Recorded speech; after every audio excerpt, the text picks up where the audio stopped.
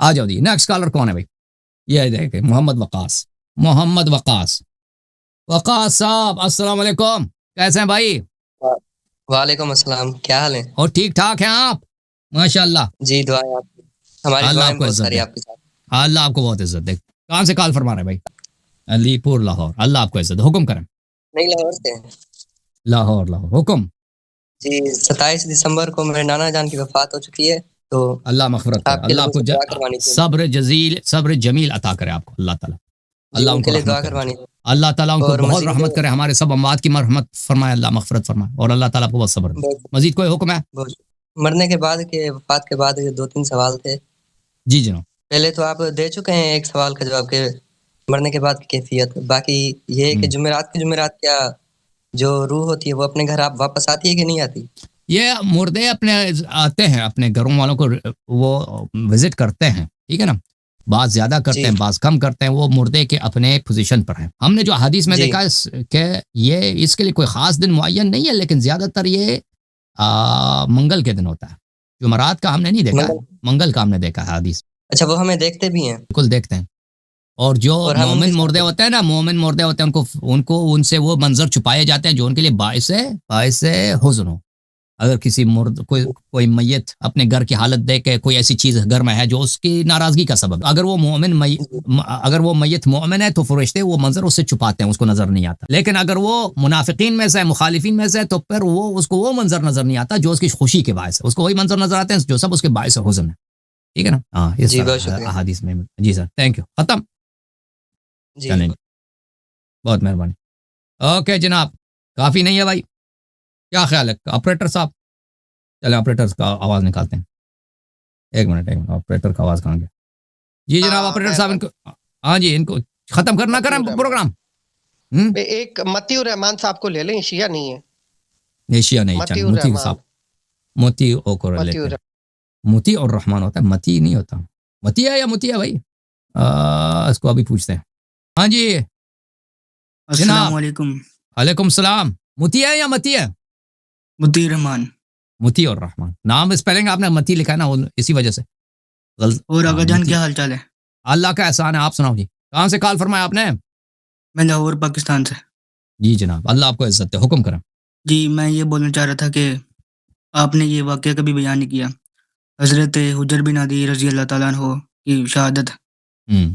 کبھی کر لیں گے انشاءاللہ، کبھی کر لیں گے، تو میں صحیح سمجھنا چاہ رہا تھا ہوا کیا تھا یہ، کیونکہ میں آپ کو دیکھتا رہتا ہوں۔ وہ یہ ہوا تھا کہ حجر بن عدی جو تھا یہ معاویہ کا قبضہ بنا عراق پر، اچھا، تو وہاں پر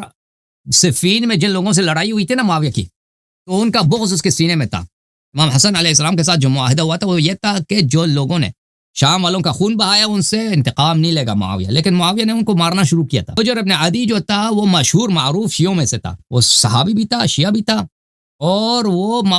صفین وغیرہ میں اس نے معاویہ والوں کا کافی اس نے ستیہ ناش کیا تھا۔ تو اس کا جو گورنر تھا عراق میں، معاویہ نے اس کو حکم دیا تھا زیاد ابن ابی کو یہاں پہ شیعوں کو قتل کرنا شروع کر دو، تو وہ تو قتل تو نہیں کر سکتا تھا کیونکہ حجر ابن عدی جو تھا وہ اپنے قبیلے کا سردار تھا، بہت جانا پہچانا شخصیت تھا۔ تو ایک دن یہ زیاد ابن ابی نے جو ہے وہ خطبہ پڑھنا شروع کر دیا، وہ نماز کا وقت ختم ہونے والا تھا، نماز قضا ہو رہا تھا، تو اس نے اس کو پتھر مارا کہ نماز پڑھو بھائی، نماز تو خطبہ جمعے کا خطبہ اتنا لمبا کر دو کہ سورج ہی غروب ہو جائے،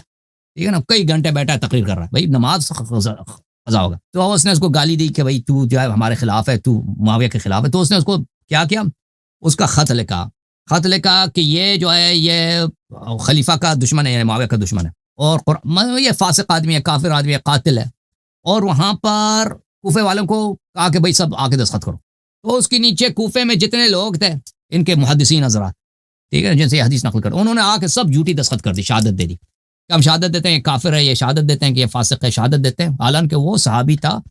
عظیم الشان شخصیت۔ تو اس میں بہت سارے لوگوں نے جھوٹی شہادت دی۔ معاویہ الحمدللہ اس نے کہا کہ اس کو زنجیر میں باندھ کے ادھر بھیج دو،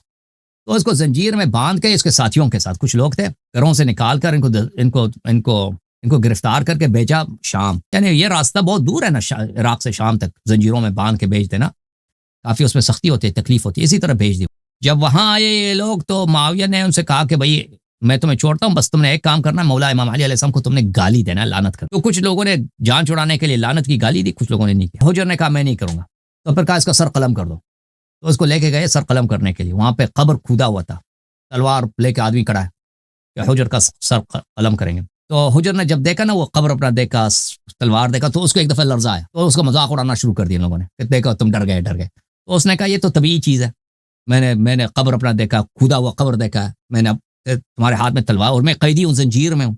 اگر میں لرز گیا ہوں تو اس میں کون سی تعجب سی بات ہے ذلیلو کتو تو چلو مجھے 2 رکعت نماز پڑھنے دو قتل کرنے سے پہلے مجھے 2 رکعت نماز پڑھنے دو تو کہا چلو نماز پڑھو تو اس نے نماز پڑھ لی اس نے کہا کہ وہ ساتھ والوں نے وہ جو وہاں پہ تھے کمینے تھے معاویہ کے لوگ وہ کہتے ہیں نماز ڈر گیا نماز پڑھ رہا ہے اس نے کہا کہ نماز ختم کر کہا کہ زندگی میں نے اتنی جلدی نماز نہیں پڑھی ہے صرف اسی لیے کہ تم کہو گے کہ یہ ڈر گیا موت سے بچنے کے لیے نماز لمبا کر رہا لیکن میں ہمیشہ نماز لمبی پڑھتا ہوں اس سے مختصر تر میں نے زندگی میں نماز نہیں پڑھی ہے تو پر یہ کہنا تھا اس کا سر قلم کر دیا پھر وہ وہاں پہ دفن ہو گیا اور پھر ان کی اپنی کتابوں میں موجود ہے وہ صحابی تھا صاحب فضیل اور وہ عثمان کا قاتلین میں بھی تھا صحابی تھا عثمان کے قاتلین میں بھی وہ شمار تھا تو بنی امیہ کا اس سے بھی اس پہ تھا اور بہت سارے لوگوں نے معاویہ پر اس کا عیب اٹھایا کہ تم نے حجر کو کیوں قتل کیا امام حسین علیہ السلام نے اپنے خط میں اور اسی طرح عائشہ کی بھی حدیث ہے کہ اس نے بھی معاویہ پر تنقید کی کہ تم نے حجر کو کیوں قتل کیا اوکے یہ اس کی کہانی ہے اوکے چلو اور جی. میں اور کیا بھائی بتاؤ جی کیا کہنا چاہتے ہو چلیں جی چلا گیا چلیں جی ختم بنگالی بھائی آئے بنگال میں اب رات بہت دیر ہو چکا سو جاؤ بنگالی بھائی مچھلی کھا کے سو جاؤ اوکے جناب سب کا شکریہ اللهم صل على محمد وآل محمد وعجل فرجهم الشريف اللهم كن لوليك الحجة ابن الحسن صلواتك عليه وعلى آبائه في هذه الساعة وفي كل ساعة وليا وحافظا قائدا وناصرا ودليلا وعينا حتى تسكنه أرضك طوعا تمتعه فيها طويلا اللهم صل على محمد وآل محمد وعجل فرجهم الشريف پروردگار تجھے واسطہ ہے محمد وآل محمد علیہ السلام کا ان کے صدقے ہمارے گناہوں کی مغفرت فرما پروردگار محمد آل محمد علیہ السلام کا واسطہ کہ ہمارے والدین بالخصوص میرے والدہ ماجدہ کا پروردگار مغفرت فرما ان کو آل محمد علیہ السلام کے ساتھ محشور فرما پروردگار ہم پر اپنی رحمت نازل فرما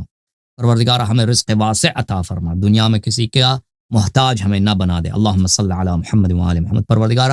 ہمارے جتنے شیعہ بھائی جہاں پر بھی ہیں اللہ یا اللہ ان کی محافظت فرما ایران کے حالات خراب ہیں یا اللہ ایران کے مؤمنین کی محافظت فرما اور ایران کی مملکت محافظت فرما اس کے جو دشمن نواسبی وغیرہ ہیں یا اللہ ان کو ذلیل فرما خامنئی صاحب کو نہایت ہی ذلیل اللہ جتنے شیعہ علماء اسلام اور دین کے غدار ان پہ اپنی لعنت نازل فرما یا اللہ جو لوگ دین کے اور مذہب کے خدمت گزار ہیں ان کو عمر طولانی ان کو عزت عطا فرما اللہم صلی علی محمد وآل محمد وعجل فرجهم الشریف آپ سب کا شکریہ حسین یا مولا یا صاحب الزمان اللہم صلی علی محمد وآل محمد پروردگار تجھے واسطہ ہے محمد وآل محمد علیہ السلام کا امام عصر علیہ السلام کی فرج میں تعجیل فرما ان کی معرفت ان کی محبت ہمارے دلوں میں روز افزون فرما اللہم صلی علی محمد وآل محمد وعجل